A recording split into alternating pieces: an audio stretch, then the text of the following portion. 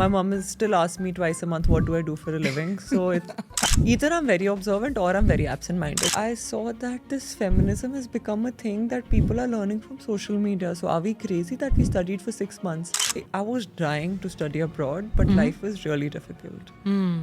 So that's why first I went to Zomato. I was a recruitment associate, got laid off in 10 months, 23 years old, thought my life has come to an end. In 10 months? Yeah.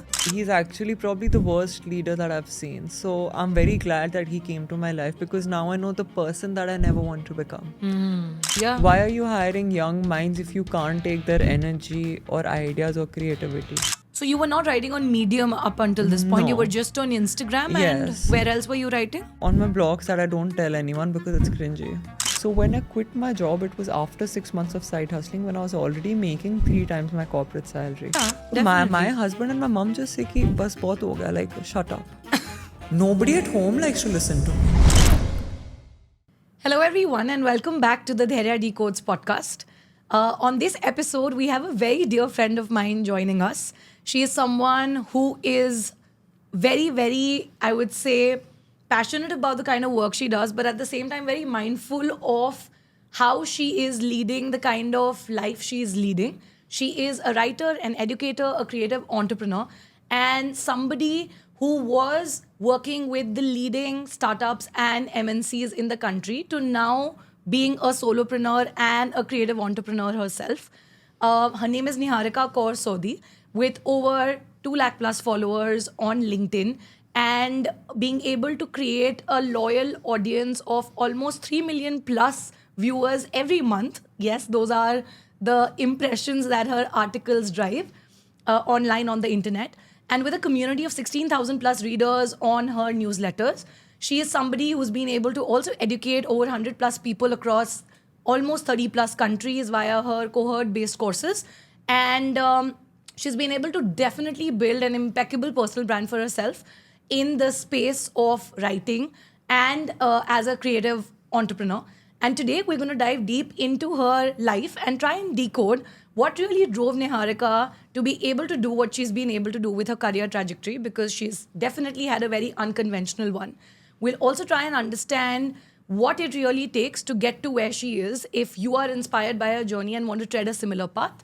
And we'll know a lot more about what does it really take to earn as a writer in a country like India? How can you actually progress in this career path? How do you build a personal brand online, create your own digital products, grow and monetize your own online business, and a lot more. Without any further ado, I want to welcome Niharika to the Dhairya Decodes podcast. Thank you. Did your introduction do justice to It was like a really strong one. Yeah? Yes. I'm glad. No, because I think apart from the fact, like I initially mentioned, since you are a very close Yeah. friend and I know you up close and personal, but apart from that, it's very difficult to sum up everything that a person has done and to do justice Right. to an introduction most of the times. And it's also, I think it's a very different space. It Like is. my mom is still asks me twice a month, what do I do for a living? So I get like it's a bit difficult to explain, difficult to comprehend if somebody's new to the system. Yeah, I agree. But why don't, Niharika, since I've obviously given like an introduction to the audience, but I think I want to start with going back to your childhood. That's that's something that I always do with my guests, because I feel when you go back to somebody's childhood and your early growing years, it does have some kind of an impact on who you turn out to become when you connect the dots backwards. I want to start with understanding what kind of a family background or environment did you kind of grow up in? And do you think now that you reflect back on it, as I ask you this question, did it have any kind of impact on the kind of career choices you specifically made, if it did? So I went to a boarding school starting 8th grade. Okay. And after that, I was in Bangalore for 3 years and England for a year. So I was away from home for 9 years, for like 9 important years. Years, yeah. Right? Like my entire teenage and young adolescence. I think the impact that it must have had was mostly that my parents didn't pressurize. I think they both were pretty bad at their studies, so expectations were pretty low anyway. And I was slightly better. So that was overall You said better. it so subtly. I was Yes. slightly better. And so they never pressurized me to follow a particular career path. Though back then I always wanted to be a pilot. So I thought that everyone thought that that is what I'm going to do. Okay. And it just all Why suddenly changed. particularly, like, what drove you or inclined you towards being a pilot at that time? So my dad's a pilot, my bua's husband was a pilot, my cousin was being a pilot. So I think it's all I really knew about. And it's just all I saw growing up. Yeah. And when obviously you kind of, like you said, your parents never pressurized you to, let's say, pick a Right. particular career path per se, were there times wherein you would see your friends, cousins, or people around you doing well in their life, or, you know, being, so to say, settled, and you would feel like, okay, this could be something I'd want to pursue beyond just being a pilot? When did that change then?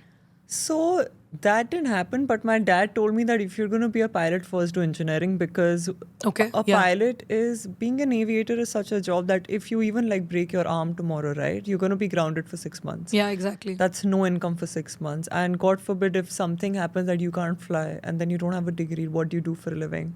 So it is a very tricky job. You have to be at the peak of functioning. Yeah.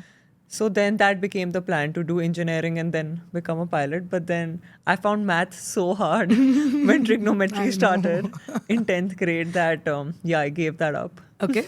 So you didn't end up doing engineering then? No, Got I just took I took humanities in 11th and 12th because of that, because I just could not do trigonometry. Okay, interesting. And what did that lead up to in terms of what you did post 12th grade then? What did you end up Right. doing? So I thought I'm gonna again. So all these career choices. Now that I will talk about it, you will realize that it kind of had no thought process behind it. It was just flowing. Okay. I thought I will do mass communication. Reason being, I didn't know what else to do, and I loved writing, but I kind of didn't want to be a journalist. One of my school seniors was a journalist, and it's a very difficult life. Yeah. So I knew that I will not have that kind of strength to do the kind of work that she's doing. And so I did not get into the mass communication course, but I got into majoring in economics, psychology, and sociology. Interesting. Because the interview that I gave, which was Yeah. in Christ University, they actually told me that, so economics was always my favorite subject. And they said, you're so strong here. Why aren't you pursuing this? I said, no, my second and third option I've put just like that. I want mass comm. But I'm so grateful that they chose that. So you put in an application for mass comm?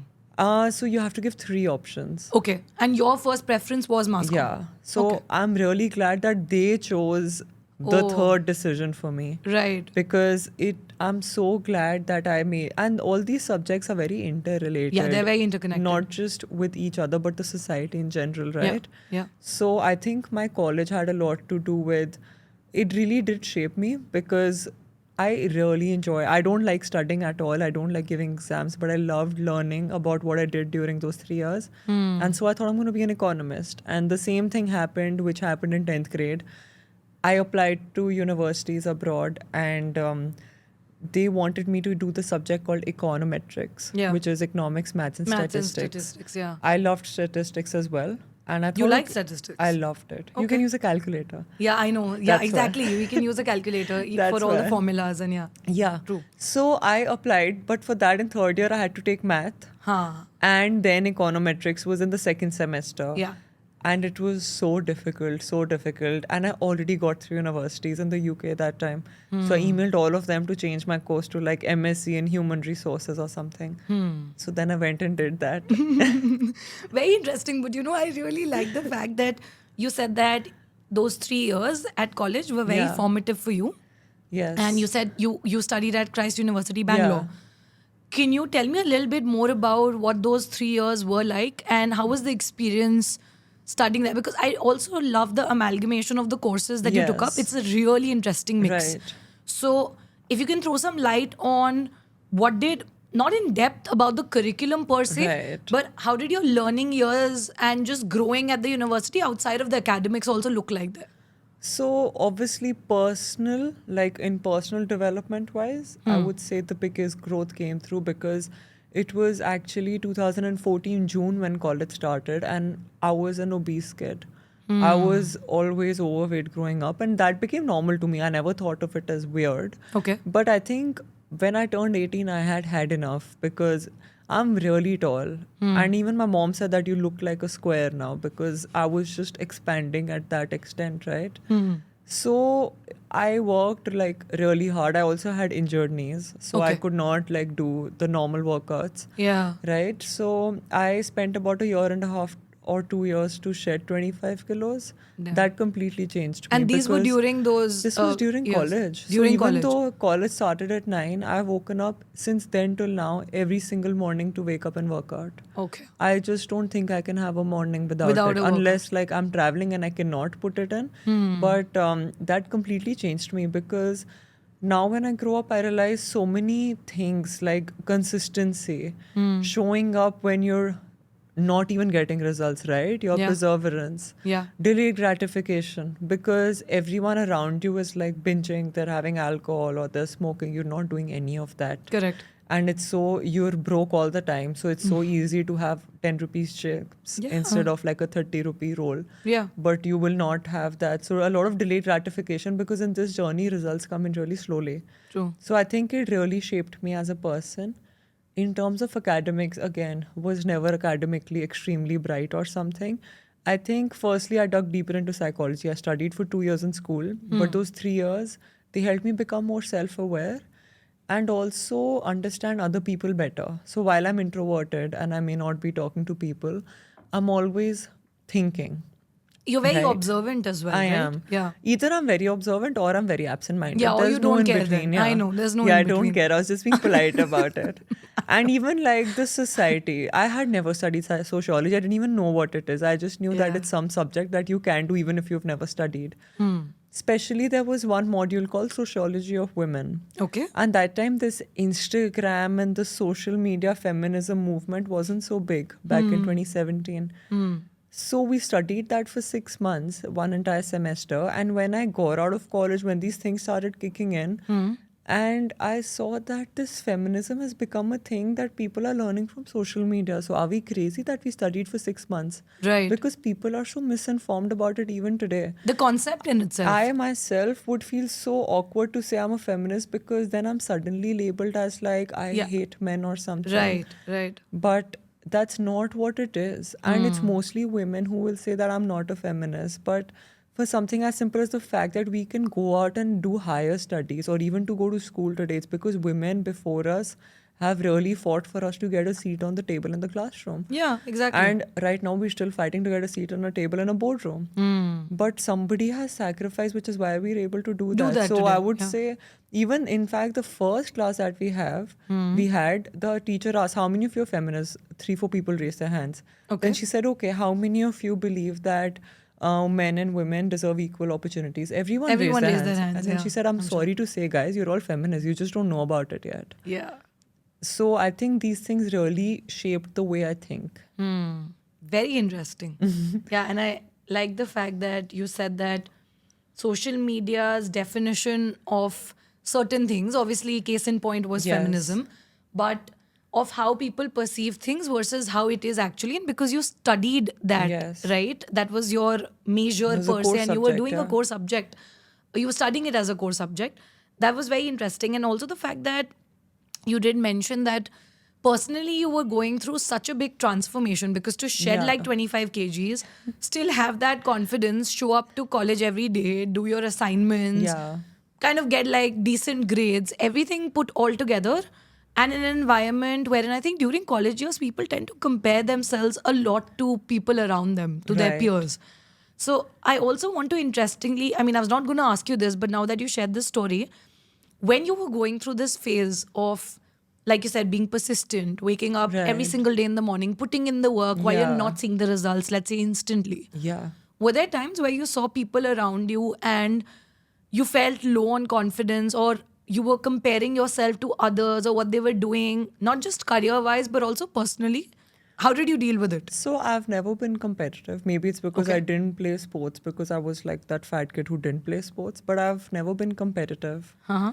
And comparison in terms of, let's say, yeah, I was missing out on all the parties Yeah. because I prioritized waking up early. So I wasn't like out every weekend. Yeah. I don't regret it one bit. But back then, Snapchat was a thing. And then you would see everyone partying and having fun, and you're getting in bed at like 10:30. Yeah. That did feel a bit bad. Bad, yeah. But then I think back then I probably just waved it off. You sleep and then the day starts again, and that's a busy day. So I don't think you drew any parallels with other I'm people not as a such. very I'm not I would say the comparison started when I was like an Insta influencer thing. Oh, okay. So that time it was there because you end up comparing everything, which is why I just, even today, I know like Instagram can grow my business, but I don't have the nerve to get back on it because I don't want to give so much importance to things like my face and my looks. I think it's Yeah. really Really. stupid to care so much about it, right? True. And it's in business, right? Like women insecurity is a big business. Yeah. If you open a magazine, you're gonna either like you're aging, or you have some spots, or something is not going fine, and you will age. Yeah. So they're making a business out of it. So yeah. I think the insecurities came in that time because I was always comparing. I was blogging about fitness, but I never had abs like somebody else does.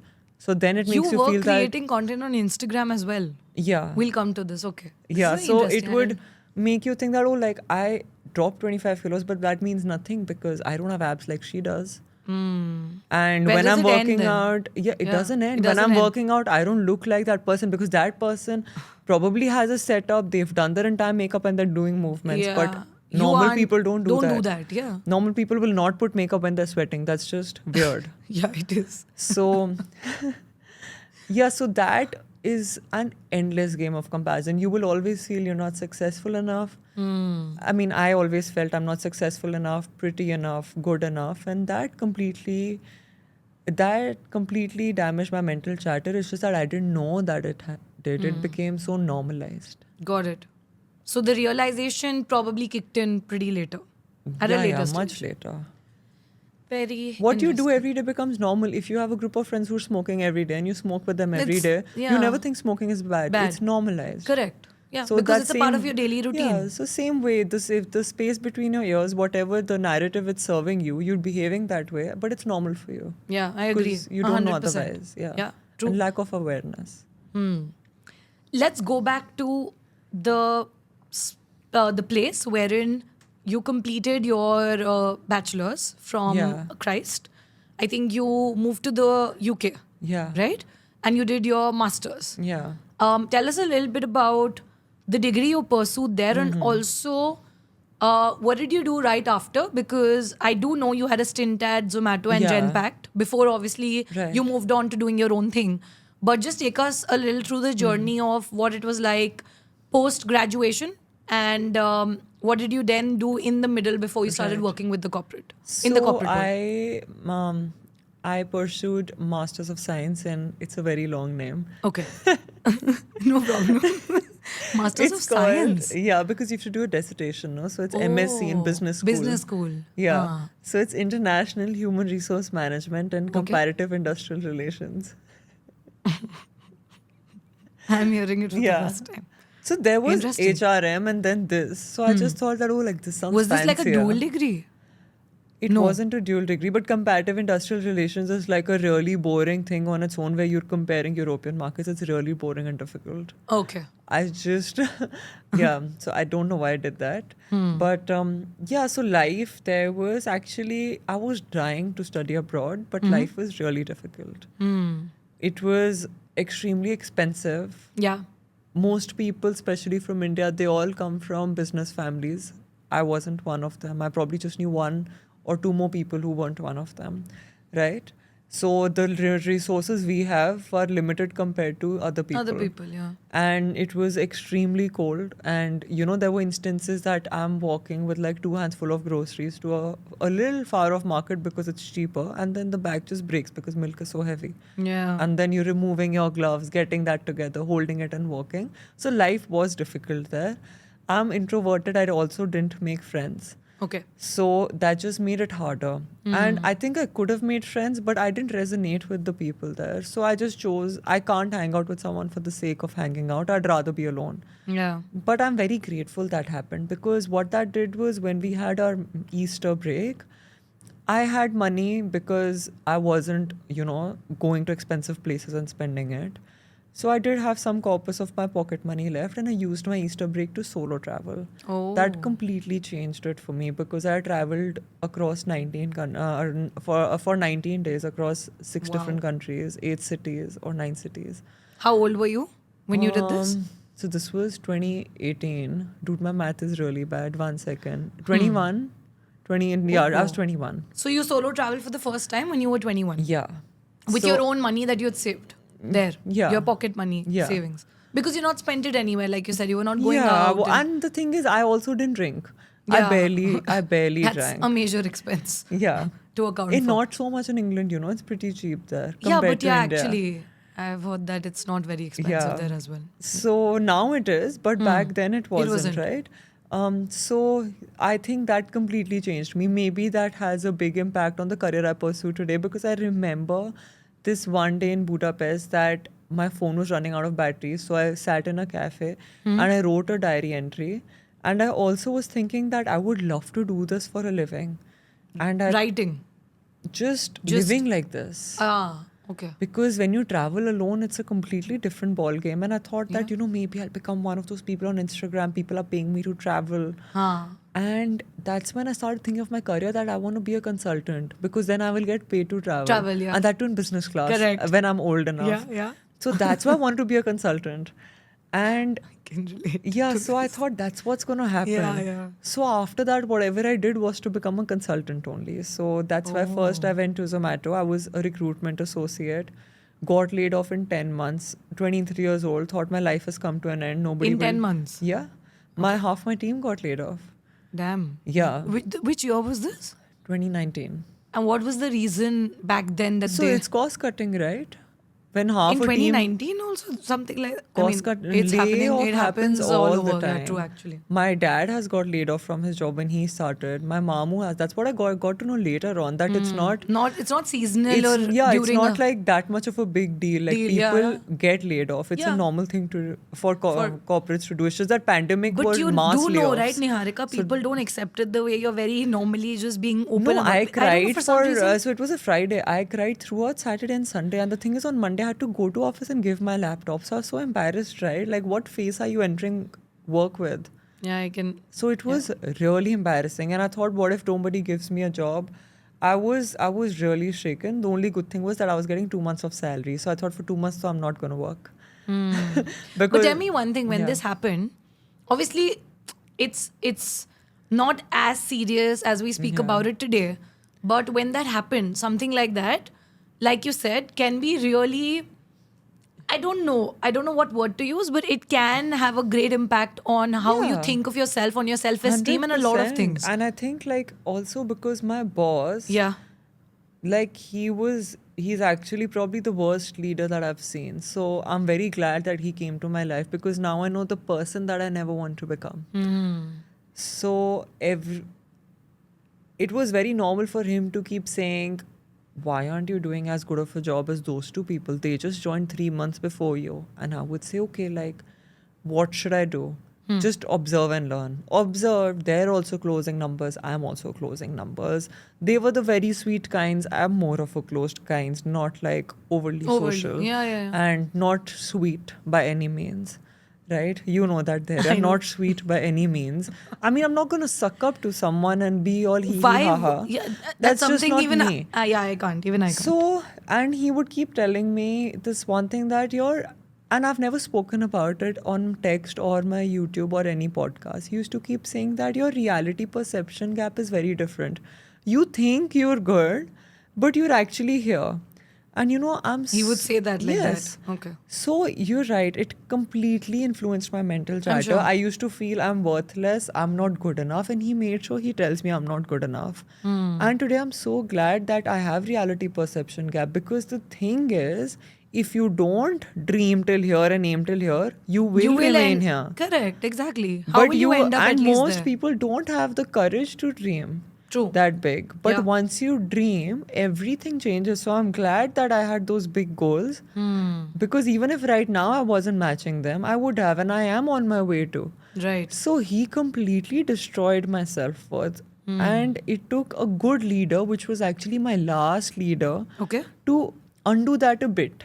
Right. Because then when I joined Genpact, I had a perfectionist leader who wanted everything to be perfect, which I kind of don't get the sense of. I think you should just do the work and move on. You know, a presentation, this not aligning or this not looking pretty doesn't make that much of a difference. Your stakeholders don't care. But my last leader, she told me that do whatever you want to, I'm there for you. You make a mistake, big deal. I'll teach you, I'll take up for you, I'll be there for you. That started giving me the courage to showing up more Yeah. and putting in the effort, because I became the person who will ask for permission for everything because I stopped trusting my own instincts. Right. So she undid it a bit. Yeah. Yeah. No, as you share this entire story of how it takes a wrong leader and then the right leader to kind of, also give you a sense of what it really is to be a good leader. I think when I worked at KPMG as well, probably I was lucky that way. I mean, I've just worked at one company and I worked there for 2.5 years and then I moved to what Getting I'm into doing. a Big Four was my dream, by the way, because consultant, right? Yeah, I started as a consultant. And like I told you, when you were saying, right, being a consultant, traveling on your company's money, so to say, and everything was the dream. But the pandemic happened. So I also never Yes. happened. I didn't get to travel, although I would have had international travel and stuff if things were normal. One thing I learned also from my leader early on was, like you said, she was the first boss I ever had. And she would always say that if there's anything that you're not understanding or you want to know, sit down with me. I'll stay a couple of extra hours, but I'm here to guide you through it. Versus, like you said, your previous boss, there were also people in other teams, not in mine, fortunately, wherein I would see a similar behavior to what you were kind of elaborating on. And I think what that really does is, because now I work with so many more students and working professionals who are still in the corporate world, and when they come up with similar cases, it does build that mental model wherein you Yeah. start doubting your own capabilities, your self worth, what you can also probably do in the future. And probably, Niharika, you were able to get out of it a little sooner.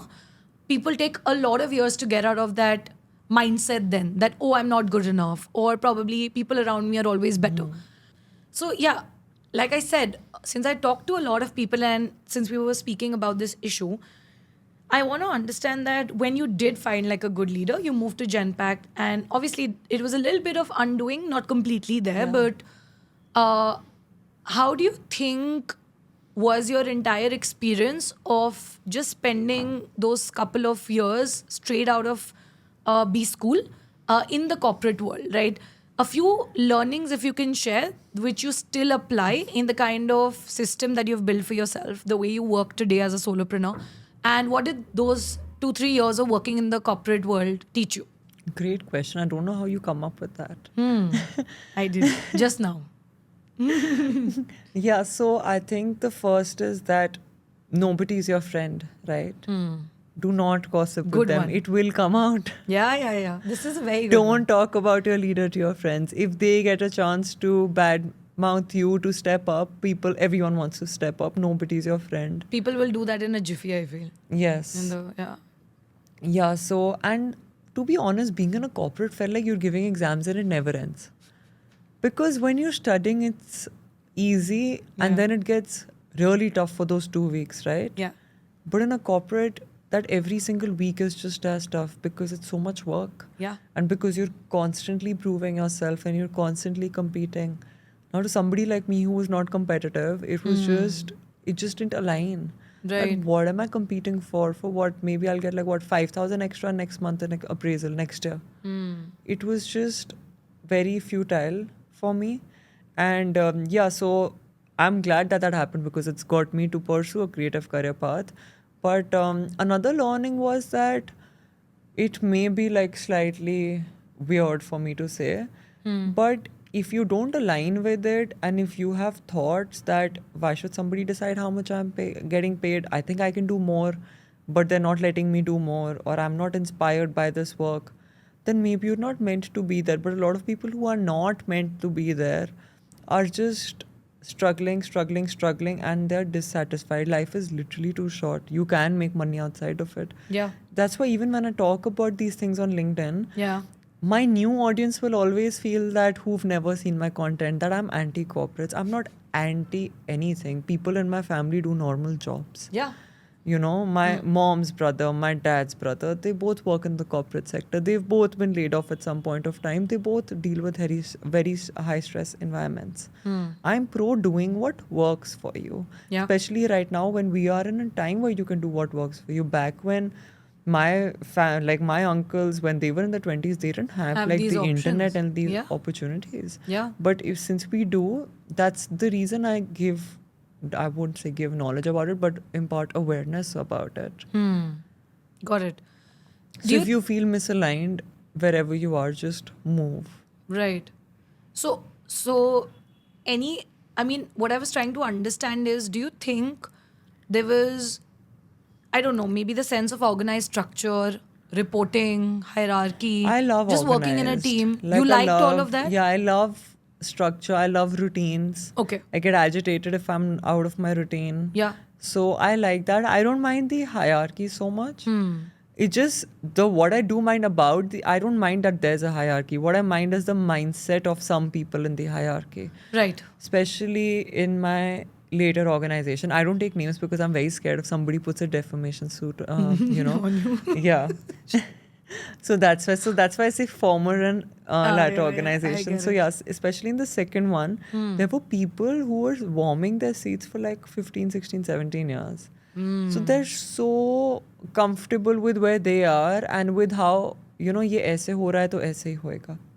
There's no other ways. So why are you even hiring young people if you're just going to hire people who listen to you? Yeah. Why are you hiring young minds if you can't take their energy or ideas or creativity? Yeah. And you need that for growth, right? These are the people who will be leaders of tomorrow. You will leave in max 10 years. Then what? Right. So I wish the bigger organizations with a stronger hierarchy did give young minds the opportunity to play around.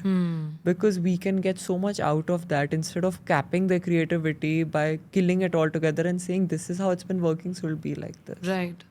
Right. No, that's a very valid point. And I think that's also the reason probably whatever that startup wave came into India. And at least I've not worked in a startup, so I don't know. I'm speaking just from what I've heard and seen. But at least as compared to MNCs and the bigger organizations, because both of us have had that as an experience, startups at least give you the room to play around, like Also, you said. going to Zomato was fun. Yeah, I'm sure it would have It been was a lot of like fun. going to college. Everyone was so young. The energy would have been so fresh. Everyone was, Yeah.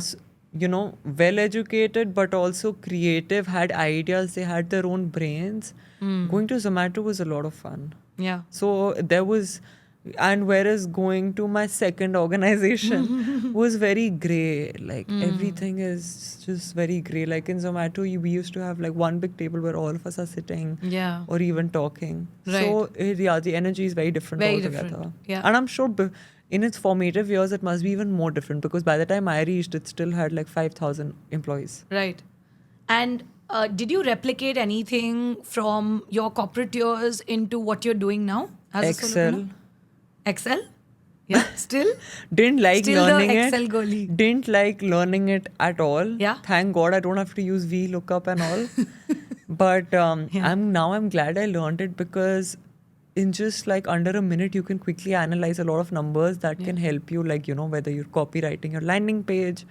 So in that's fair. So Excel, what I do not like till date, what I'm scarred and do not do is firstly calls.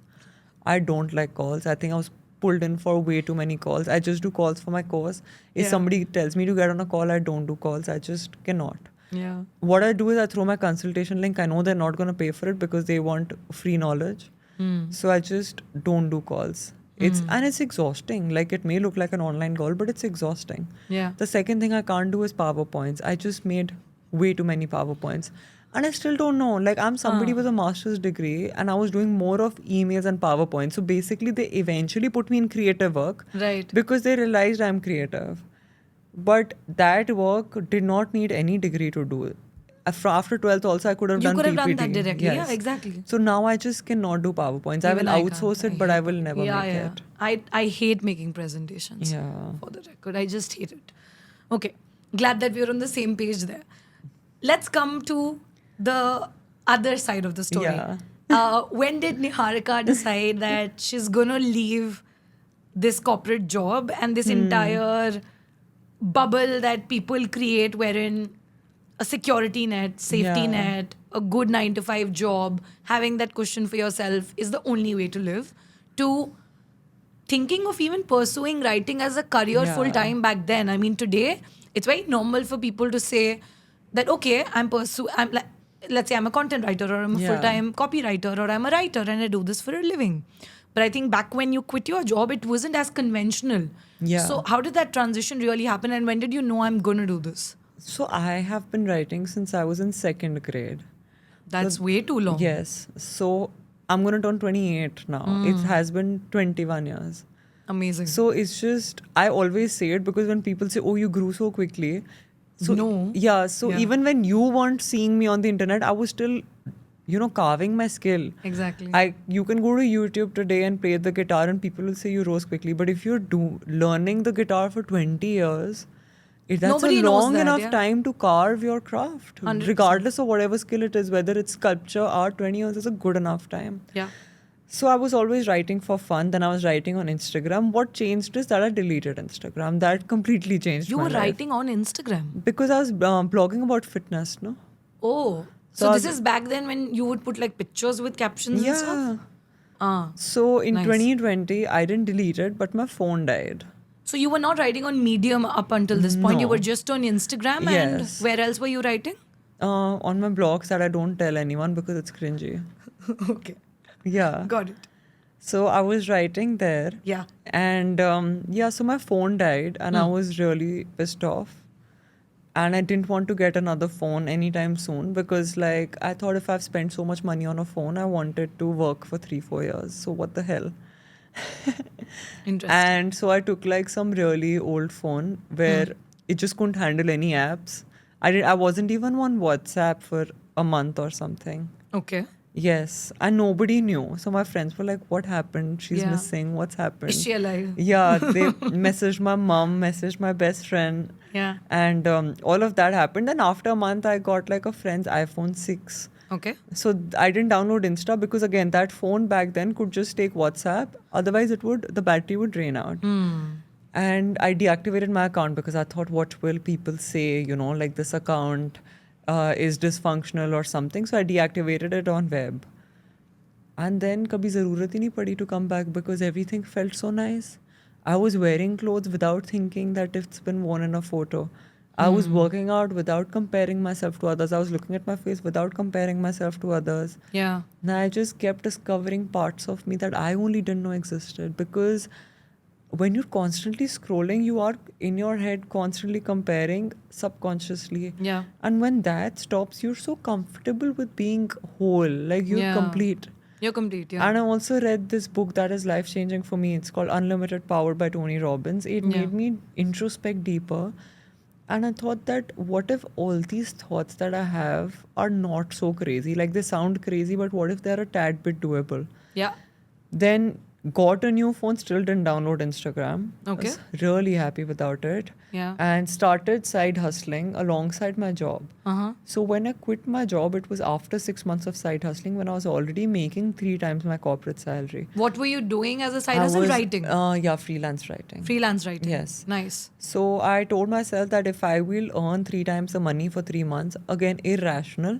I don't know why was it 3 times and for 3 But months. that was just a figure Yeah, in your yeah, head. yeah. And the timeline. Then I'll quit. Then And you- also I thought ki obviously nahi hoega.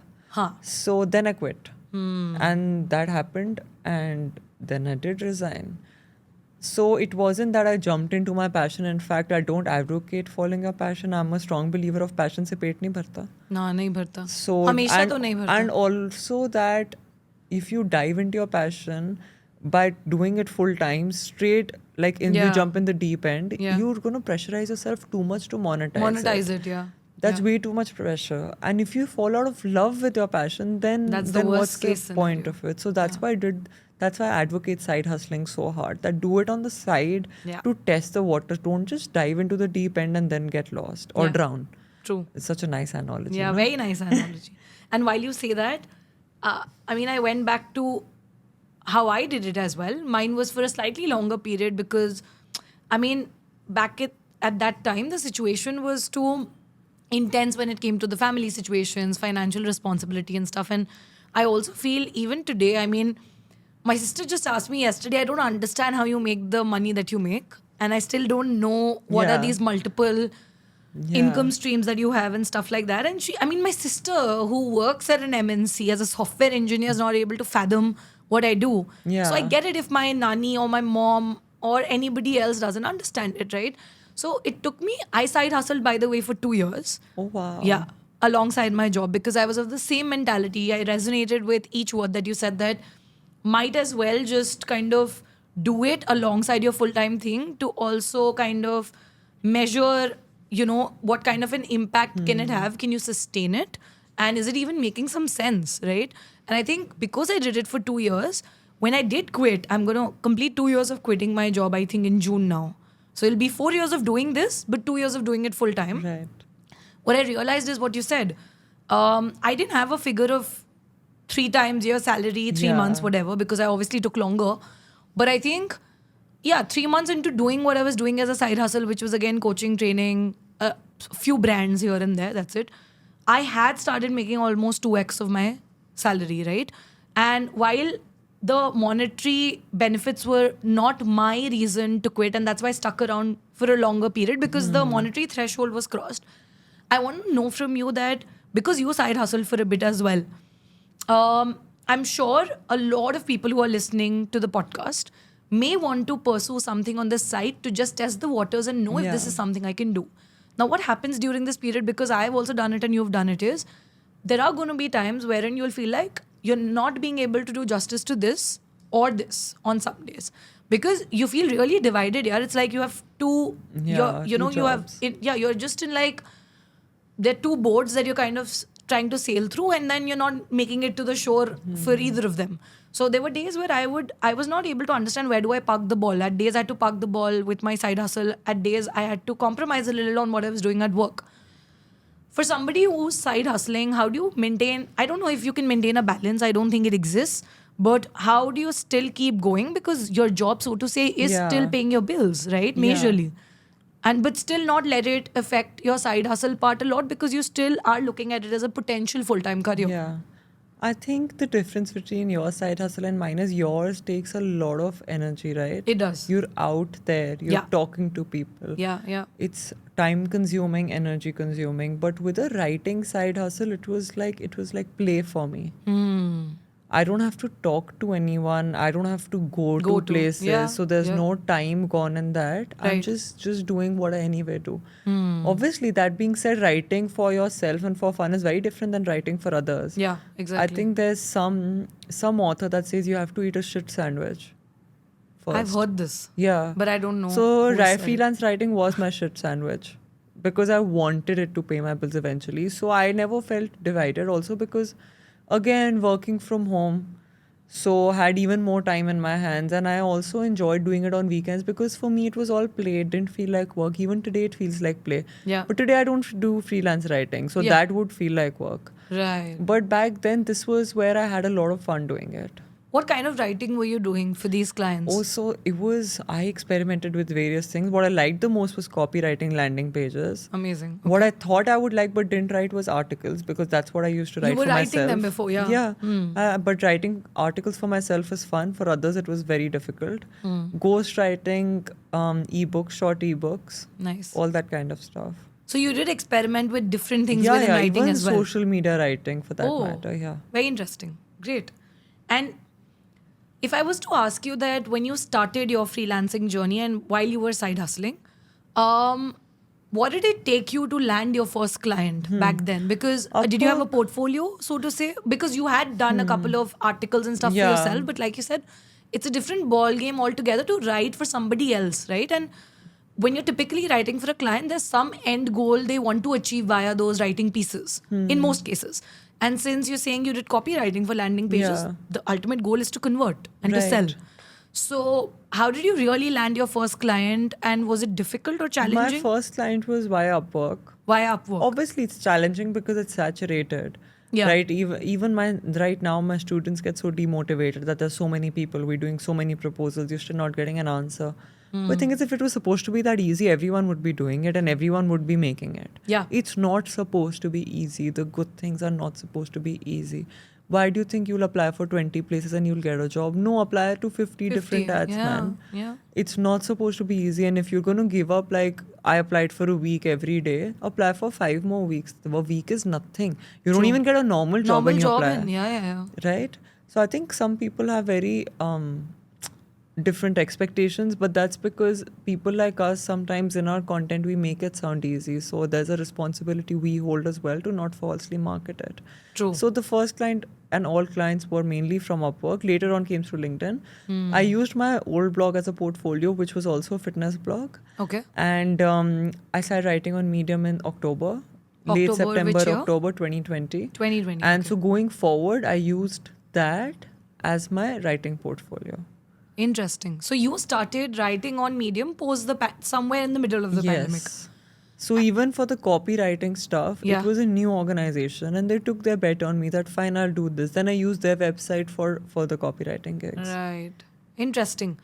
When you did start writing on Medium, again, we don't know of a lot of people, again, at that time writing on Yeah. Medium. And if I'm not wrong, you did also start monetizing your Yeah. writing on Medium, which is, again, very unlikely for a lot of people to do because I don't know of a lot of people who were writing on Medium or did understand how it worked. So, firstly, why did you take the decision of moving to Medium? Secondly, when you did start writing there, did you make any switch in terms of the niche or were you just writing about different topics? And how did you actually start monetizing it? So why I started writing on Medium was because I was reading on Medium and Okay. it looked interesting. Also, I'm lazy. It was way less effort than your personal blog where you're paying every year, then the layout, layout. aesthetics, SEO. You don't have to do any of that. Okay. And later on, I realized another way it helped me was it helped me become a better writer because Medium has publications. Correct. I used to get outright rejected, not once, but multiple times for the same article by different publications. Some editors were nice enough to give you feedback for your work. That helped me really improve. And also, it sort of becomes a milestone in your head that, okay, I really want to get into this particular publication. So that happened.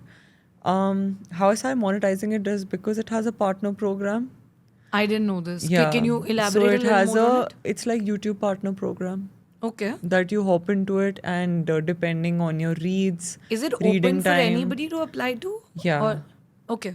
But the thing is that now it's not as good. Like now Medium is not, since August 2023, it's not a big chunk of my income as it used to be.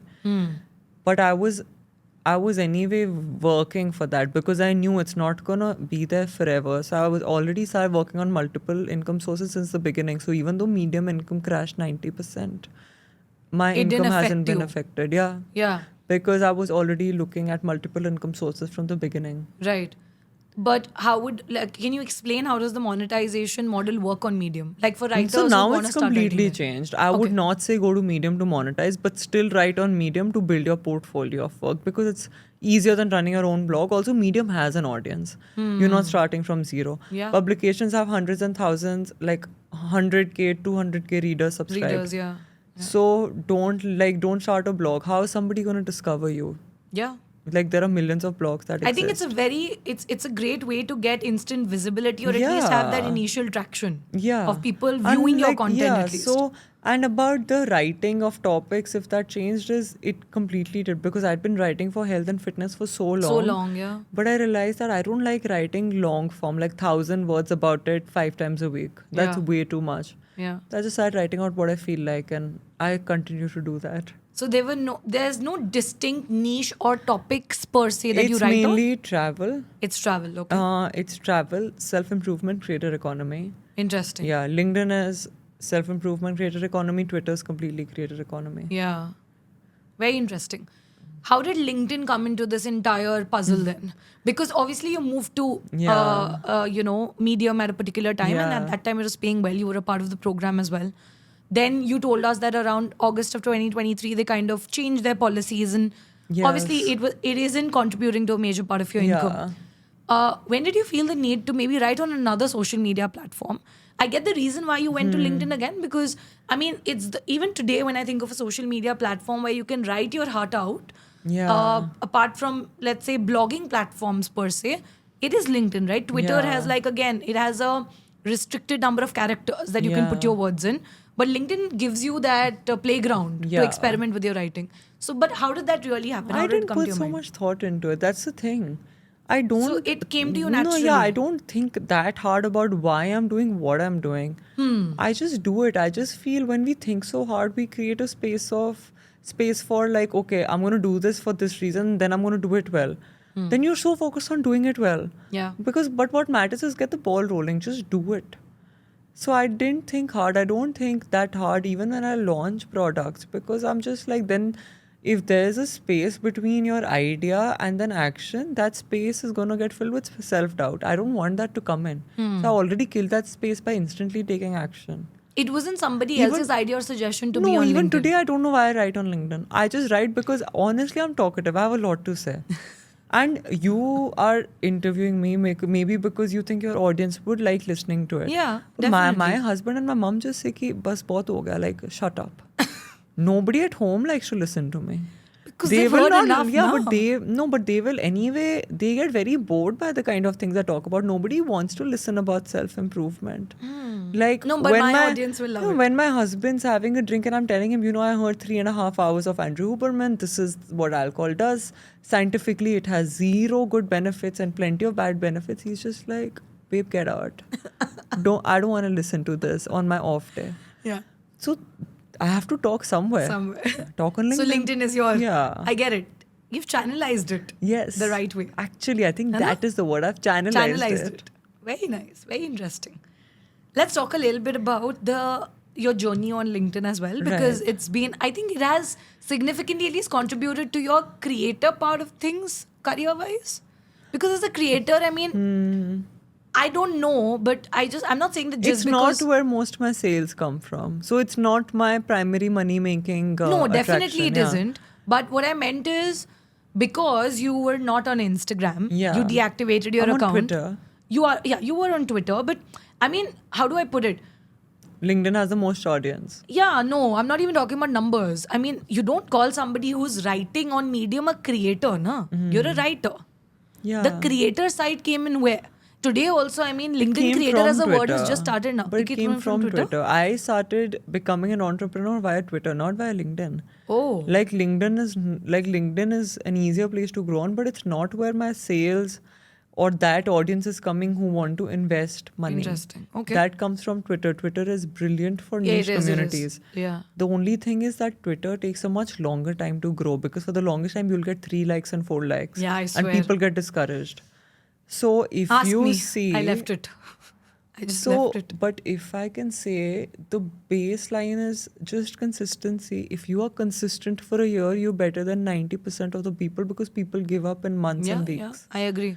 So the creator side, I don't know which platform. I think it came from Twitter. That's where I started launching products from. I didn't even talk about this stuff for the longest time on LinkedIn that I have a business that I run. I didn't talk about it. And yeah, LinkedIn is just something I do for fun and people seem to like it. So then I Seem just to like like do it. No, they like it. 2 Yeah, so lakh then people. I just like, it's I think 3,000 less than 2 lakh. No, by the time this podcast will be published, it'll be 2 lakhs. That's why I said it so confidently. Yeah, so. Yeah, it will be 2 by then. I took don't that know. into account. I took that into account. Yeah, so before saying people it. seem to like it. So then I just write something again and then again. I don't have a content calendar or Yeah, a even I don't. strategy. Yeah. Nothing. I Nothing. just like write what I feel You just like. write what you feel. Yeah. That's again something that I follow. I don't think I've ever made a content calendar for LinkedIn in 3.5 years of writing there. Never. And if I'll I just do, then post. what if I feel like talking about something Something else else today? on the. Yeah, exactly. Yeah. I know. Very interesting. But I didn't know you had started on Twitter before LinkedIn. Yeah, That's yeah. interesting. Can you tell us a little bit about your journey of growing on Twitter and what you think of the platform, of how it was when you started? And today it's called X, obviously. But how do you look at Twitter as a platform? Like, what does it It's help you brilliant with? for building relationships, for knowing more creators and having direct access to them. Okay. Right? It's great for talking about a subject. And because when there are a few characters, it's brilliant there. People write way too much fluff. I don't read on LinkedIn. Yeah. I'm I don't only think reading some of my friends' True, work. true. I don't read on LinkedIn because as humans, we have a like, you know, online we have the habit of writing way too many things that are not required. I think Twitter helps you become a better writer. When you are putting complex thoughts into 150 or 170 characters, 182, I yeah, think. Yeah. then you're automatically condensing a big thought, which could be 300 words, into a few words. Yeah, which That- in itself is a task. Yeah, that will help you become a better writer. Like, don't you see Apple's advertisements? It's a few words, but impactful words. Yeah. That in turn also helps you think more clearly, because this becomes a habit. When you're constantly condensing big thoughts into a few words, Yeah. that makes your writing more impactful. Yeah, I I'm think sure. Twitter is brilliant. It's the most difficult to grow on, Hmm. but it's brilliant. You can engage with the world out there. I think Twitter is the reason I have a global audience, because Right. literally you can engage with anyone and everyone. Those people can find value in your work. They'll engage back with you. It's brilliant. I highly recommend it. And does Twitter contribute to a part of your sales Yeah, for your yeah, digital yeah. products and your Yes. courses and stuff? Yes. It does? How does conversion happen on Twitter? I'm sorry, but I'm really new to the world of so Twitter. I started by my entire course also started because of Twitter, right? What Summit 21 is today, Yeah. it was just a tweet that I put out. And I thought like 4-5 people put will out a reply tweet to it. about it? Yeah, that can I help you become consistent at writing. Okay. So if you think that I can, comment and then I will DM you. Are you serious? Yeah. Okay. So And that seemed to get a so lot of I traction. thought and 3-4 wanted to- people will comment, because I didn't have like, I just had a few hundred followers. Yeah. But then some 120 plus people commented, 80 plus filled in the Google form. I shortlisted Yeah. 40 people from 20 different countries, taught them for free, then put the product on Gumroad, put a price on it. That's how Summit 21 started. Amazing. Auto Just for de- reference, can you, for context Yeah. to the audience, can you just explain what Summit 21 Okay, is? so Summit 21 is my cohort based course where I teach you how to write consistently. It's 3 weeks long. And we've run, I mean, the 11th cohort will run in June 2024. We've run 10 cohorts so far, where 9 was sold out. So, Amazing. Yeah, and it's sold out always. I know that. Yeah. Yeah, that's amazing. So you are saying Summit 21 started as a tweet. Yeah. 120 people commented and you shortlisted 40 people, 80 people, whatever, filled up the Yeah. Google form. And then you got a global audience because, like you said, Twitter really Yeah, helped you and with even say like my checklist, Side Hustler checklist, which is a free product. Right. Has 11,000 downloads. A lot of it just came from Twitter, because I would say comment if you want a free resource about a about side hustling, and that would get comments. And Twitter has an auto DM feature. Yeah. So you just automatically, then those hundreds of Hundreds of people people get get your Yeah. message.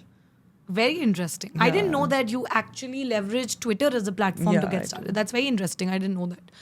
Now, since you talk about, so if I look back and I reflect on whatever you've shared so far, and when I'm connecting the dots, right from knowing that you're okay with being a, so to say, average student, not Yeah. being very, let's say, adamant about the fact that you have to be this topper or somebody who Yeah. gets good grades. Toppers. The toppers, yeah, Way- whatever. Yeah, whatever way it is. above. To doing a corporate job wherein you went through whatever you did, but still getting out of that limiting mindset and going out and doing your own thing, to experimenting with different things and freelancing and Yeah. side hustling, to obviously starting your own online business. And you did that via different social media channels. And then when Medium also kind of didn't work out as much as it didn't affect you because you already went in with the mindset that I'll have multiple sources of income built for myself. Yeah. Today, when you talk about having multiple sources of income or doing something outside of your workplace, side hustling, it's again very normal, Niharika. But when you think of monetizing something that you deeply care so much about and you're passionate about, like you said, you were writing since you were in 2nd grade, right? I want to understand that. How did you just formulate these digital products, then think of having a cohort-based course? I think you also do a couple of group calls now, right? Group Yeah, consultation calls, like a group coaching Yes. setup. Now, these different things, now obviously they're all adding on to your income in some way or the other. Yes. And I think Summit 21 happens every quarter. Yeah. So you're running and 4 this year cohorts. it's happening 2 times. 2 times? Yeah. Okay. So I just want to understand that from where did this, how do I put it? How did you know in your head that I'm going to do these different things and build like a flywheel for myself? Obviously, I don't know in my head. I'm still figuring it out in my head. But I today don't there are know so if many- it's. I thought nobody will buy Summit 21 at $99. Today it's at $699. I look never. at you. Yes, so I never. I never knew that it's gonna work out. yeah. I just experimented, right? And I think we overcomplicate things. Like putting out an ebook is literally just typing on Google Docs, creating a free cover on Canva, getting it to doing copy paste the cover on Google Docs, exporting into PDF. So it's Yeah. really not rocket science. True. The easiest way to get where you want to be is look at people who've been there and done that. So I have been self-studying people. Also, obviously, sometimes I do courses and all. But the thing is, people have put out their secrets there. That's why when people ask me questions, I don't respond to most of them because some questions are just plain out that you don't want to do the work and you're lazy. Somebody asked me what was the first Medium article. I'm like, scroll down. Yeah. Why would I tell you my first Medium article? You know, do some work. Yeah. Or when people ask me, can we get on a call and know about your journey? I'm like, if you read my work, you will see the journey. Maybe look up a podcast on YouTube, you will see No, the journey. yeah. Again, like apart from consistency, which is what we spoke about, another thing that sets winners apart from others is that, and I've seen this with my students, there are people who have bias for action and they get answers to their questions. They know that it's all out there. You don't have to cushion yourself in excuses that, oh, like, I'm not doing this because I don't know how to. Information has never been this easily accessible. Now, I know there is an argument that there could be an overload of information which is screwing it up, but then just learn from people who've been there and done that. Yeah, true. The internet gives us access to those people which never happened earlier, right? And across multiple yeah, platforms. Justin Welsh out there is talking about how he built, what he built, how much money he's making. Yeah. Now, how much more do you need to know from that? Right? But some people think they want to know it all and then take action. That's just an excuse for not taking action. Agreed. So I never knew that it's going to work out. I would say I'm still figuring it out. Now I'm working on a solopreneurship product. I don't know if it's going to work. I'll just Interesting. hope that it works. Okay. So it's just a series of random experiment. Like that tweet of Summit 21, that is a random experiment. So you have to just study what others are doing, try those things, learn from everywhere, integrate some elements in your path, see if it works out. Can't predict if it'll work out. Yeah, definitely. You can't. You never know. Yeah. But if you were to just sum up and maybe quickly share Yeah. today, what do your income streams look like? Like Right. majorly, where do you make your money from? So courses, whether it's cohort based or pre-recorded. Okay. Group coaching I've only done once, Got it. which is what I'm currently running. I don't know if I'll do it again.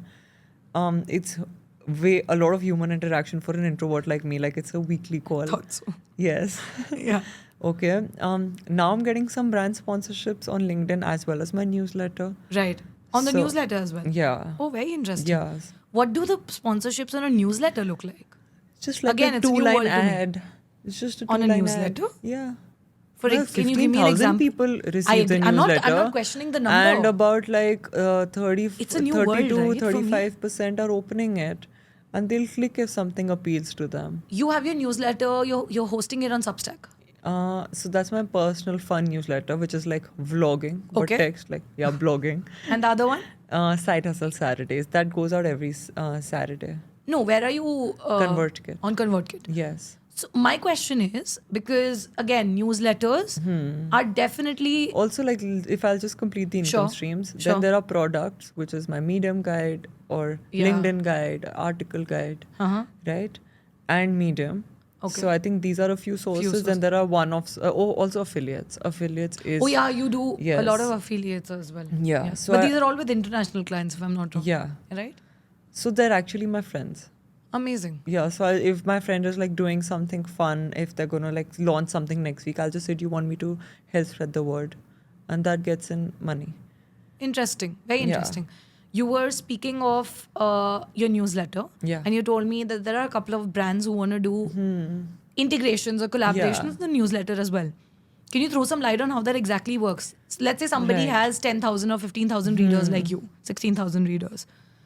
And they've been religiously, obviously, Yeah. following you there because it's not dependent on an algorithm or a Yeah, social yeah, media yeah. platform. That's your loyal community. Yeah. But how and why would a brand want to put in money there? And how would they advertise via your newsletter? So why would they want to do it is because if they know like a few thousand people are opening it, maybe a few hundred will click and discover their product, their website, their business, whatever it is. Yeah. And and it's just like 2-3 lines. So I think that's why they do it. How Okay. they get in touch with you is either through DMs or I use this platform called Passion Fruit. I've heard of it. Yeah, which is my online marketplace of all sponsorships, which is why even for LinkedIn, Uh-huh. so I don't have like a private rate that this brand I will tell one thing, that brand I will tell one thing, and then we'll negotiate. My price list for sponsorships is literally on Passion Fruit. What you see there is what exists. Whether a What does brand Passion Fruit help you with? Like, do you it's a collate? marketplace. So it yeah, collates? so all these, if a sponsorship is discovered from Passion Fruit, then everything will happen. Like right from there are various steps. First, the brand sends money. Then you discuss creatives. You block a slot. If a further brand wants to book, they'll see what slots are available. Which sponsorship do they want to go ahead with? So it's like Oh, a full very marketplace. interesting. Yeah, I discovered it because of Ali Abdal. He also uses Passion Fruit. Oh, okay. Very interesting. So that means what you're essentially trying to sum up is, if somebody does have a newsletter today and they have a loyal audience, there Yeah. are brands out there who would want to advertise their product Yeah. or service via a newsletter. That's also happening. Yes. Very interesting. And obviously you have to still do it in the most organic manner possible to kind So of I integrate display it in an your... ad as an ad that this you newsletter is display it as a- sponsored by XYZ. Okay. And then I'll put like 2 links like in that sentence, not this sentence, but I'll write 2 sentences about what it is. I'll put 2 links, hyperlinks. Got it. Very interesting. I didn't know of this. And Passion Fruit is a new discovery as well as a Yeah. platform. Though I don't know if they're onboarding people or they select people. I'm not sure if it's open to onboard. It's I'm that not way sure. as well? I mean, When is it I joined, selective? it was selective. Okay. Yeah. So what, do you need like a referral or an invite? So I had the owner get in touch with me, and Okay. I had already seen Passion Fruit in Ali Abdal's newsletter, so I automatically said yes, I want to get on board. Yeah, Very interesting. but Great. maybe now it's open. I'm not sure. Yeah. So now that Niharika has revealed her multiple income sources, can we know that what does Niharika do with her money? So, I mean, when there's money flowing in from multiple Yeah. sources, I mean, there can be a time wherein you may want to, people choose to spend their money Yeah. and utilize it in very different ways. Right. How do you manage your money today? Where does it go? I'm very calculative. You're very Bachpan calculative. se. Okay. So even when we went to the US when I was 12, my mamu gave me $30 to spend on Easter. It was Easter. Yeah. So they took me out shopping. I spent $9 and I got 21 back. Because that's what I used to see, that, you spend a little and you get the rest. My nanny is like, spend it. This is for spending he's given you. Buy something for yourself. I was like, this is all I need. Don't need anything else. Now I find it so stupid. Should have just bought Bought things. it, yeah, I swear. Yeah, so I invest a portion of it. Okay. Because there's no fixed income source, right? There's no fixed money coming in every month. Yeah. So if there's some extra corpus, then I invest that. Otherwise, like my SIPs go out. I don't shop unless there's sale and I need something. Yeah. Yeah, so there I shop during sales. Unlike you. Shut up. So- Please shut up. Those were emergency times. I'm Yes. not shopping always. Yeah, so I don't think I've shopped emergency. Yes, so that's there. We travel, Jay and I travel. You spend a lot on your travel experiences, if I'm not Yes, I don't think it's a lot because it's not like we'll stay in 5-star hotels. wrong. Acha. So yes, so I mean for a honeymoon we did, but apart from that, it's not like because if you're going to Europe, you're not going to be in your hotel. Yeah, that's You will be also out and about, yeah. So you'll want like a comfortable place, a nice place, not like a bad and dingy place. Right. But you don't need the Need a- best place True, because makes you're not sense. going to be there. We're walking like 10 kilometers a day. Yeah. Spend on travel, but the one thing is on our food and all now, we don't count. We spend. We're We like, do. if we're not gonna count money on the food we're eating. We will just go wherever we want to and we will eat अच्छे से. Yeah.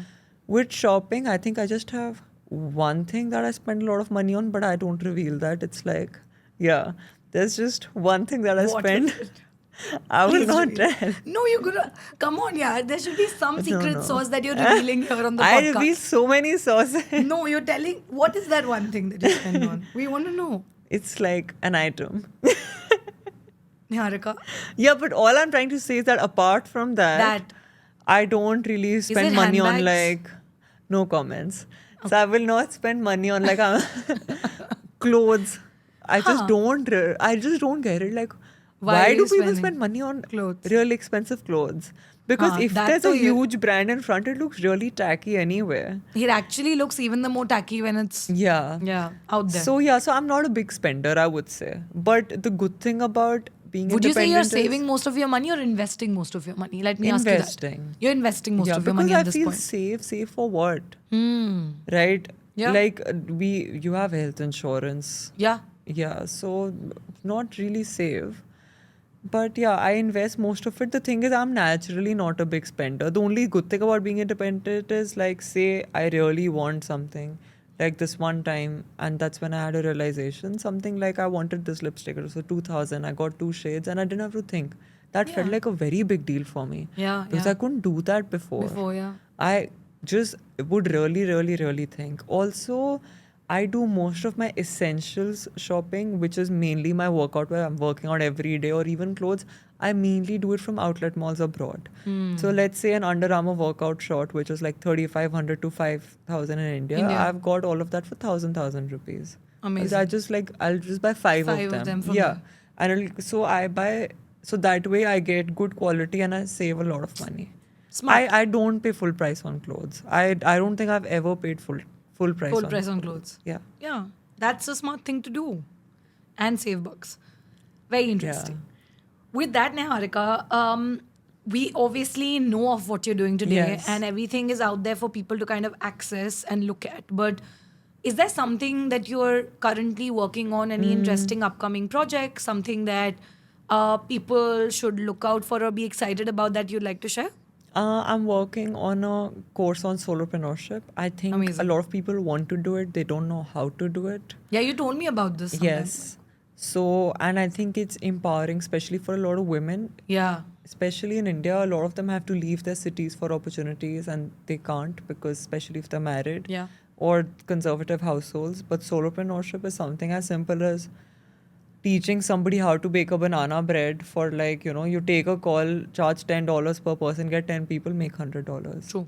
Right? Yeah. So the entire funnel of how do you do that. So I think it's very empowering, and you can do it by, like, regardless of what you're passionate about. So that's what I'm planning to launch in Q4 this year. And Maybe you're going to do August. this as a recorded or a live course? Recorded. Recorded. Yes. Very interesting. Because it's not something you're going to get results in, like, in 3 Yeah, weeks. you're not going That's to. why. Definitely.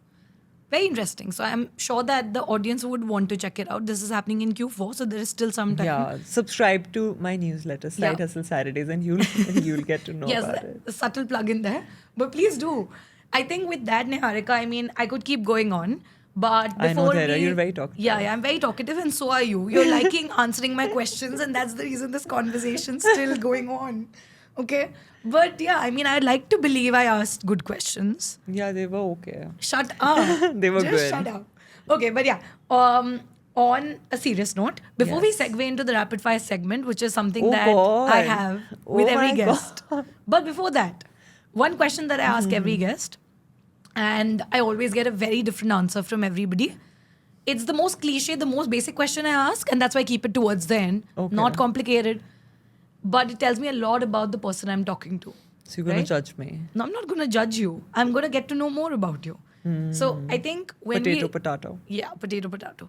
So when you look at life as a whole, and obviously it's a journey and you go through different phases, there are times where you might feel like, oh, probably I've done well here, or I've made it, or whatever, I've arrived. At times you may feel like you said, there are times when you sell out yourself and you feel like you're a failure or you're not doing good enough. Today, as you sit down here and we're doing this podcast, what is the true definition of success for you at this very moment? Like, how do you look at it It's today? impermanent. It's impermanent. Everything is. And you have to know that. Otherwise, you will fly. You have to be grounded. It's impermanent. Some bad thing happens. You, like in my thing, that's troll, not making sales. That's impermanent. Good thing happens. Get a LinkedIn top voice badge. Impermanent. Get viral today. Impermanent. Nobody cares about you tomorrow. It's all impermanent. We need to stop dwelling on it. There's more to life than, you cannot fit, like, see, my definition of success is owning my time. Yeah. That I'm already doing that, but that's also my long-term goal. But still, all of this is impermanent. I like to view life with a zoomed out lens. That life is too short for way too many things. And if LinkedIn closes my account tomorrow, I really don't care. Yeah. Right? But for a lot of people, that could be my success metric, that she's grown on LinkedIn. Success is impermanent. That keeps me grounded when something good happens, but that also keeps me hopeful when something bad happens. And again, like life has bad times. When you know it's impermanent, it's easier to swim through them. Yeah. That it's not going to be there forever. So it's impermanent. Interesting. Very deep and thoughtful. Now I was you're just judging me, that introspecting. tells you a lot about me. No, I was just introspecting and thinking of what you said, right? And it is so true. Like you Yeah. said, you can't keep dwelling on whatever it is. I mean, a Yeah. certain milestone or a certain metric or Yeah. just hitting a certain number Just stay detached from it. you stay detached from it. Yeah. Makes a lot of sense.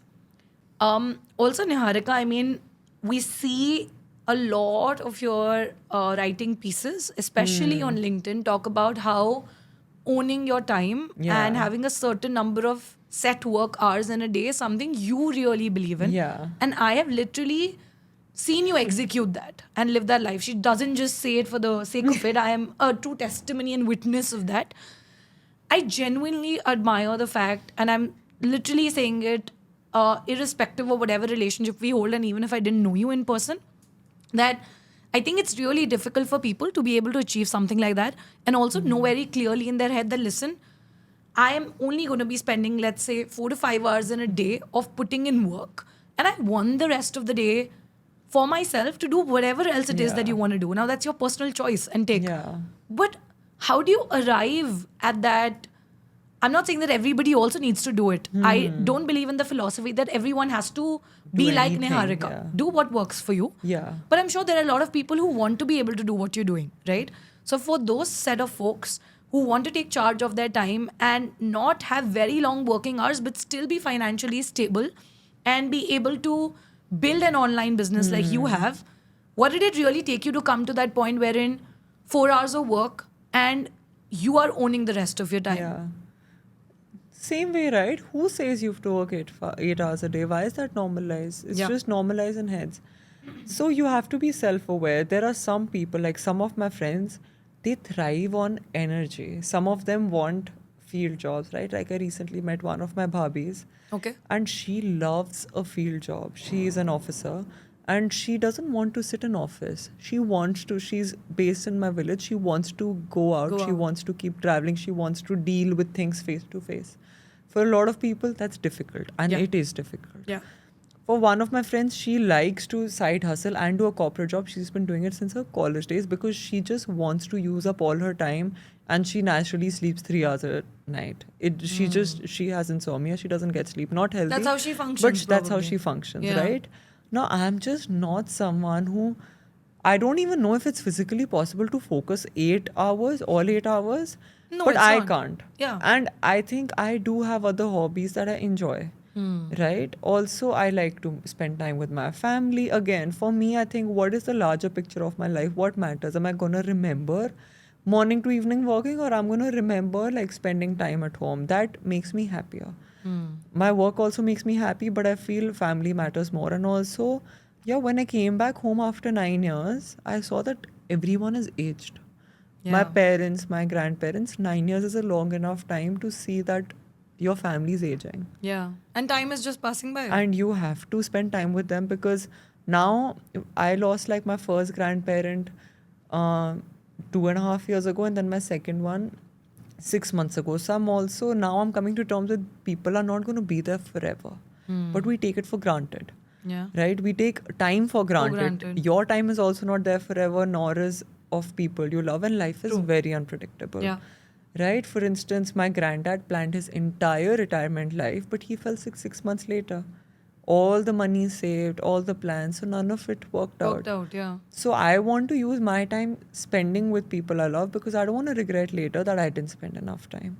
So that's why my work doesn't take so much time. What do I do if I sit for 6 hours? You can't write for 6 hours. You can write for I can write for a max of 2 hours. Yeah. That too not at one go. So I would say, think why you're doing what you're doing, not in the sense of question, but know your why. Right. And know your purpose. When you're aligned with your purpose, your actions will automatically start aligning with the bigger picture that you see yourself to be a part of.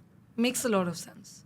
No, and I'm so glad that you answered it the way you did because, like you said, time is just passing by and it's not Yeah. just for the people around you, but also yours, right? And I mean, at the end of the day, it's a very personal choice of how you want to Yeah. spend it and where you want to spend Yeah, most for of it. instance, when there's like a breakfast meeting I went for. We had to reach at 9:30. I spent like the way that otherwise takes 25 minutes took like 45 minutes. Okay. I was grateful that I don't have to do this every single day. But that is a choice that I've made. For a lot of Yeah. people, that's an escape. They do.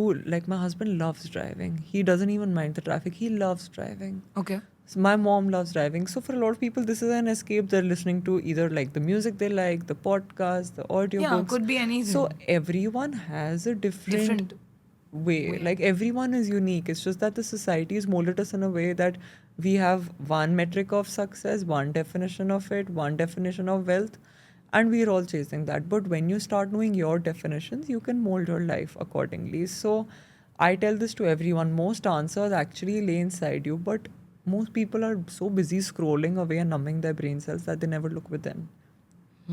Hence, so many dissatisfied people today. Profound thought. Again, very well said. I love that. Thank you so much for sharing that, Niharika. You're welcome. Now, with that, we're going to segue into the fun segment. It's easy. It's I was busy. having fun all this while. You were also, having fun yeah. this way as well. But yeah, I mean, it's not like a Yes. proper rapid fire of the nervous. Karan Johar kinds for sure. But I just want you to be very spontaneous as you've been. Oh God. Right? You can limit your answer to a word, to a sentence, whatever it is. Okay. But yeah, just the first thought that comes to your mind. Fine. Okay? Let's start. The first question for you, Niharika, in the rapid fire segment is that if you had to choose between writing and content creation, which one would you pick and why? Writing. It is where I have fun. Always. Why? Because that's what you enjoy more? Comes to me naturally. Naturally. Perfect. Second question is that what is the most expensive purchase that you've made so far? I don't like you. Oh, but like my Yeah, car, like- though I drive a simple car, it's Yeah, an but your most i10, but that's I don't fine. think I've bought some like one item that's more expensive So than a car. that. Yeah. Okay, fine. Fair enough. Great. If you had, question 3 for you is, if you had the chance to have a roundtable dinner conversation with any 3 influential people, living or dead, I'm giving you the option of living or dead, who would you want to invite to that dinner table conversation? Michelle Obama. Amazing. I love her. Yeah. Yeah, I love her. Sudha Murthy. And third one. Hmm. Thinking of the third one. Who? Oh, Shah Rukh Khan. Amazing. Shah Rukh Khan, Sudha Murthy on a table with Michelle Obama. Yes. What a power-packed Love dinner it. conversation. Please invite me as the 4th member. Sure. Amazing. The next question, Niharika, for you is money, success, fame, reputation. Which one is the most important to you, or if you could just put them in the order of what matters to you as of now? Preference. Money, reputation, Success, success fame. and fame.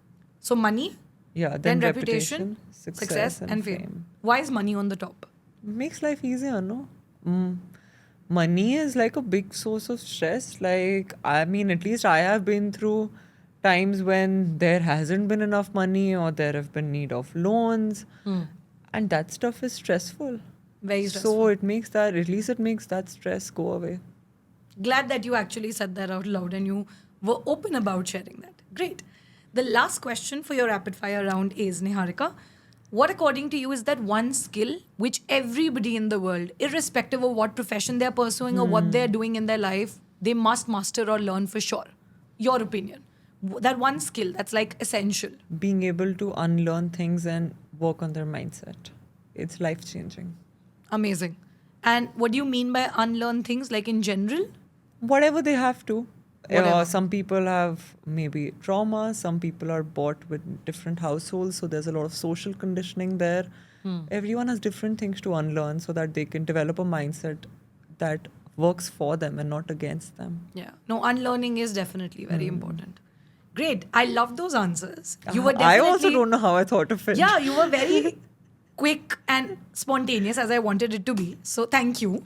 And I think this entire conversation has been, I think, so much of a reflection and introspection phase for me while also asking you questions, which is difficult to do. But I had to do that because a lot of what you said got me thinking and kind of questioning a lot of things, right? So I must say it was a very deep and a thoughtful podcast for me. And also because I got to know you beyond a certain lens and beyond certain conversations we've had. I'm sure that everybody who stuck around till this point in the podcast, they're going to take away so many golden nuggets I from the hope so. conversation. Also, there you saw a non-goofy side of me. Yeah, I did. Maybe For a for bit. the first time. For the yeah. first time. I mean, Yeah, I'm Niharika is always not goofy generally around, as yeah. serious Serious. as she was during the podcast. So, yeah, I mean, it was just a very different experience recording this. But I really hope that all of you have tuned into the podcast and are still here, because it's only when you will go through the entire podcast will you really understand what it really takes to be able to do something similar to what Niharika has been doing and tread a similar career path. We will be linking all of Niharika's social media handles in the description, so do check them out. And yeah, before I conclude, anything that you'd like to share as an ending note for the viewers? And did you have a great time? Which one do you want me to answer first? Whatever. Okay, I had a great time. Thank you. Thanks for the coffee also, which is before this. Yeah.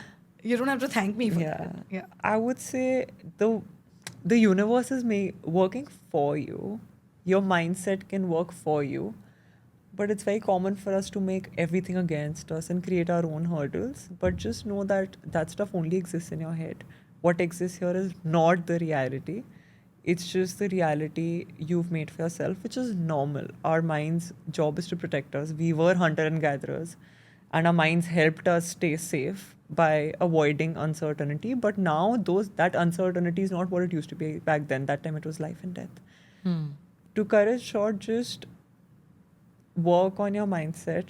If that changes, everything will change. But if that doesn't change, then it's just going to be how it is right now. And if you're not satisfied, work towards it. Lovely. So, yeah, stay happy. Thank you so much for that lovely message, Niharika.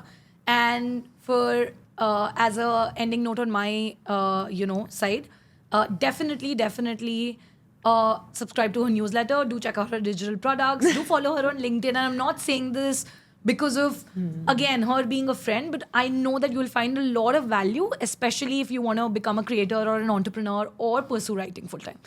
With that, we come to an end to this episode. And don't forget to like, share, and subscribe to the Dhairya Decodes channel. I'll see you in the next one. Thank you.